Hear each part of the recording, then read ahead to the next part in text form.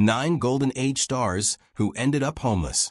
The lights of Hollywood are blindingly bright, shining brightly on those who are fortunate enough to be in their beam. But when these lights turn away, the blackness following can be utter blackness. A disturbing trend exists beneath the glitter of Hollywood's golden age, a trend of stars who once commanded thousands a week, whose faces were emblazoned on the covers of magazines around the globe, who lived in mansions and signed autographs for adoring fans, but ended up sleeping on park benches, in condemned buildings, or dead in rundown apartments. These are 9 such stars. The movie industry fosters a kind of fall that is just devastating, observed one longtime social worker who has worked with several entertainers on the brink of homelessness. They don't just lose a job, they lose an identity. It's not just the economic blow that's crushing, the experience of having been treated like royalty, and then being treated like nobody knows who they are to the point of being invisible. It's psychologically devastating, says this social worker. The appalling part of these stories, says this sociologist who has studied the industry and the culture it creates, is how the stars fall to the kind of homelessness. They're the same faces splashed on the inside of a million movie magazines, the same faces and bodies that launched 1,000 Sunday supplements, the same faces who had their stars implanted on the Walk of Fame, and yet they wound up unseen on the very streets where their stars were implanted on the Walk of Fame. Number 1. Bobby Driscoll. From Disney's Golden Boy to John Doe. When Walt Disney wanted a child star to center his live-action films around, the child star he picked was Bobby Driscoll. With his expressive eyes and natural acting prowess, Driscoll became the first contracted child star for Walt Disney Studio and the iconic image of the Disneyland family-friendly image of the late 1940s and early 1950s. Driscoll, the child star of Treasury Island, and the voice of Peter Pan from Walt Disney's Animation Studio, was only an entertainer for the studio. He was the cornerstone of the studio's marketing. Walt Disney presented him as the image of the wholesome American boy that every parent wanted. The value of Driscoll to the Disney organization was not only his acting in movies, such as Song of the South and So Dear to My Heart, but he also gave both voice and physical action for animated characterization in Peter Pan. Ironically, a figure renowned for never growing up. But grow up he did, and with it, his relationship with Disney ended with a swiftness that was nothing short of astonishing. When adolescence set in and his cherubic child star face began to alter, Disney merely dropped his contract. No transition was made, no instructions for developing his career, and no means were indicated for handling money he had already earned. Overnight, he went from being Disney's protege to just another teenager seeking a job. Number 2. Susan Tyrrell. Oscar nomination to poverty. In 1972, actress Susan Tyrrell's raw and unflinching acting talent gained an Academy Award nomination for her portrayal of the barfly in John Huston's drama Fat City. She received praise for being one of the most courageous actresses for taking on parts that other actresses might find too rough or repulsive for their own careers. Getting an Oscar nomination could have started an outstanding acting career for the actress. Instead, it signaled the start of Tyrrell's journey towards poverty and poor health. Susan had a special talent. She could endow even such roles with a depth of flesh and blood characters, while lesser actresses might reduce them to caricatures. However, the same quality made her hard to cast in typical roles, as Susan did not conform to the Hollywood standard of beauty expected from actresses. Her atypical looks caused a decrease in offered roles. She continued to work in the 1970s and 1980s, but with a decrease in roles and their quality. In addition, she was no longer adequately paid. By the 1990s, she lived in modest conditions due to her financial troubles. Susan Tyrrell died in 2012, aged 67, all but forgotten by the community that previously shortlisted her for its most prestigious award. No award was given to honor her performance the year after her death at the Oscars Awards event, symbolizing the valueless award that Hollywood awarded to her in her lifetime. Number 3. Marie Prevost. The silenced end of a silent star. In the 1920s, the flapper age, Marie Prevost was the embodiment of its spirit. With her radiant personality and her modern outlook, Marie starred in scores of successful films, demanded top wages, and led the life that her fans coveted. When at the peak of her career, Marie was taking home a salary of $1,500 per week, equivalent to tens of thousands of dollars presently. There were two reasons for her downfall: the advent of talkies and personal misfortunes. Her mother's death in an automobile accident was shattering to her, and she became depressed and alcoholic. As her roles grew fewer, her money problems became acute. She was living in a slum apartment by the mid-1930s and taking bit roles just to pay her rent. In January 1937, there were complaints of barking coming from her apartment. It was found that Prevost had died a few days earlier because of acute alcoholism and starvation. She had starved because she had no money, and she was only 38 years old. Trapped inside, also starving, was Prevost's dog, who had begun chewing through her bones. However, the salacious details of Prevost's death received much more attention than the horrific fact that a prominent Hollywood star had died alone and unnoticed. Number 4. Turhan Bey. The Turkish delight who disappeared. Austrian-born actor Turhan Bey was a matinee idol of the 1940s, famous for his exotic looks and speaking voice.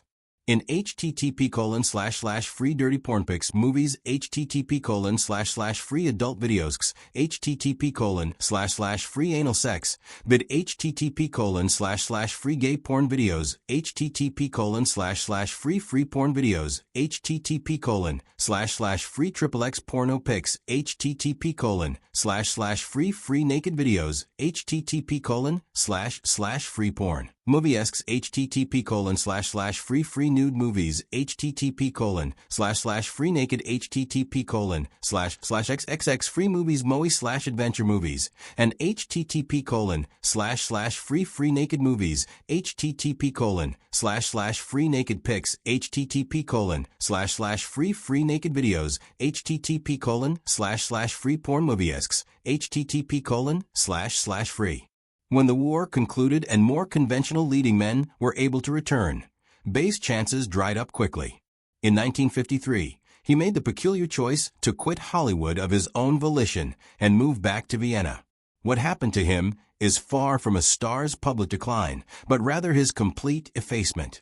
For many decades, he lived in shared, modest accommodations, struggling as a photographer to make ends meet. He actually showed up in film reference books as a dead star many years before his actual passing. Bey, though not literally homeless, was operating in the realm of financial insecurity, ever at risk of being so. Then, in the 1990s, film historians picked up on him, and there was the brief late-life brush with fame. He died in the year 2012 at the age of 90. Princes, and then the ghost that he became preferred the invisible lifestyle, precluded from the painful public show of grasping at former glory. Number 5. Tom Neal. From film noir to true life tragedy, Tom Neal was the epitome of the well-trained, ill-fated heroes of the classic film noir tradition. The role with which he is most often associated to this day is the pianist who sees his world turn to crime and destruction in the cult classic Detour of 1945. Somewhat sinisterly, Tom Neal was living a life of true life tragedy, from promising actor to hardened crime convict to poverty-stricken ex-con. As one film historian specializing in the study of noir cinema wrote, Neal had the perfect face for the period. Handsome with the glimmer of hopelessness in his eyes, men with potential, yet the kind of men who could be pushed to the edge and who stood poised between the dark and the light. Neal was not brought down by the ever-changing desires of the public and the film industry, but because of his own hot-tempered behavior. In the year 1951, he savagely beat actor Frank Catone during a quarrel over actress Barbara Payton, with whom both men were concurrently involved. This was so severe that Tone was forced to undergo facial reconstruction surgery and several weeks of hospitalization. This was an incident that even the film industry, which was known for covering up dubious conduct, could not ignore or explain, and Neal was thus blacklisted. Number 6. Barbara Payton. Barbara Payton is Hollywood's fastest fall because her ascension to fame and subsequent downfall happened at an alarming rate. Payton was the quintessential blonde sex symbol in post-war Hollywood in the early 1950s.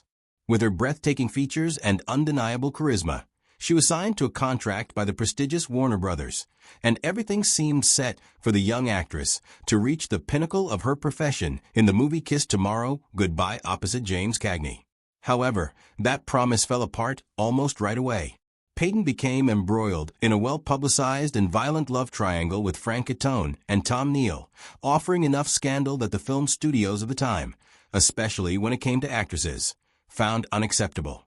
While Neal's career stagnated, Peyton found herself essentially abandoned, a component of the cruel double standard of Hollywood. This added fuel to her already struggling issues with alcoholism and mental instability. As the legitimate acting offers eluded her, Peyton found herself drifting to the margins of Hollywood society. Her drinking grew more pervasive, and she found herself penniless and turning to prostitution to make ends meet. Just 4 years after she had been a contracted star, she was arrested for public intoxication by 1955. By 1963, she was living in the street. Social services have reported finding her asleep in flophouses and even on park benches, often just a block away from where her films had been screened. Number 7. Jackie Coogan. Jackie Coogan was Hollywood's first teenage superstar. His natural style and expressive face made him a box office attraction overnight, especially when he appeared with Charles Chaplin in The Kid. Throughout the 1920s, Coogan raked in millions when one could watch his films by paying mere cents at the box office. This made his face one of the most well-known in America. Despite this wealth, however, Coogan's financial future was not secure. According to California law, during this time period, children were not entitled to their own earnings. Their earnings were claimed by their parents. This enabled his mother and stepfather to spend the last of his earnings on their own lavish life. So when he came of age and asked for his earnings, he was told that there had never been any kind of promise to him for any of this money. This left him broke just as the Depression hit. Coogan fought his parents in court and was able to recover only a fraction of the money he was owed, most of which went towards legal fees. Though he did have great success in his later years as Uncle Fester in The Addams Family, his financial woes from childhood were irreparable. He languished in financial insecurity for years in spite of his tremendous contribution to early cinema. Number 8. Norma Talmadge during the 1920s. Norma Talmadge is known to have been one of the foremost powerful women of Hollywood. A prominent silent actress and producer, she took huge salaries, had her own production company, and also maintained an extravagant lifestyle. During the peak of her career, she took home $10,000 each week. This marked the beginning of the end for Talmadge when she was forced into talkies. Many character actresses from the silent era struggled to adjust to talking motion pictures. Unfortunately, Talmadge was one of them, and none of her talkies attempted to repeat her success. This sorry circumstance occurred around the time of the stock market crash in 1929. This marked the end of Talmadge's acting career because she had already retired in 1930 and was convinced that she was set for life. Though not exactly needy, Talmadge's life became steadily more humble over the years. There are reports of her staying at rundown hotels, living off the charity of others. Her years of living it up had taken its toll. By the time she died, aged 88, in 1957, suffering from arthritis, or more specifically, its accompanying pneumonia, Talmadge was living in a nursing home, having long lost her former splendor. Her experience demonstrates that even great success provided no guarantee of resistance to economic failure in a time of little protection. Talmadge's downfall reveals the fragility of entertainers whose success was linked to volatile markets and transient notoriety.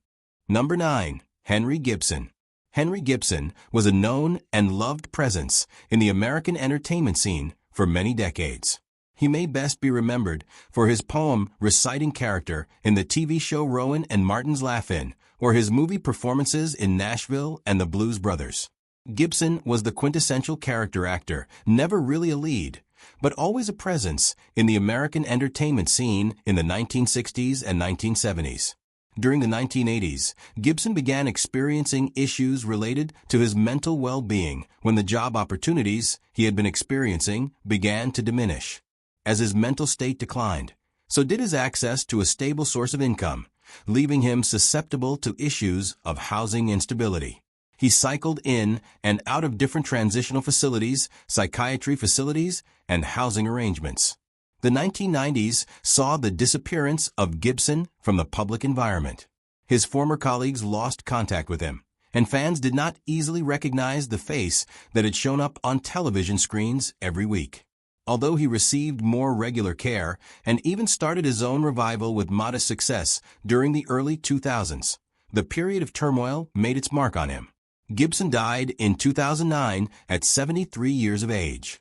Gibson's experience illustrates a less visible, but no less concerning truth, that even with established success, there is no guarantee of ultimate security to look forward to. Mental illness, coupled with the lack of safety net available to people in the entertainment industry, Gibson's sister has explained, can wipe away all of their accomplishments in short order.